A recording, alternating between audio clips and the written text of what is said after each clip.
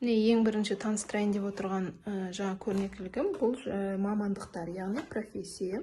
Ағылшын тіліне байланысты мамандықтарға жаңағы осындай пазлдарды пайдалансаңыздар болады. Балаларға өте қызықты пазл жинау.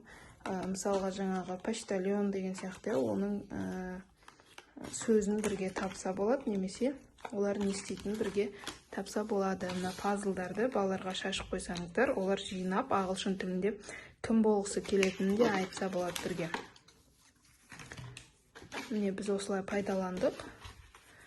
Балаларға жаңағы екінші жартысын табуға көмектестік. Сосын олар бір-бірімен диалог құрды, яғни conversation жасады. Сосын өздері кім болғысы келеді болашақта, соны да айта білді. Мысалы, міне мұғалімді алатын болсақ, оны тақтамен біріктіріп, былай пазл құрастырса болады. Не өте ұтымды әдіс деп ойлаймын, сабақта пайдаланылатын.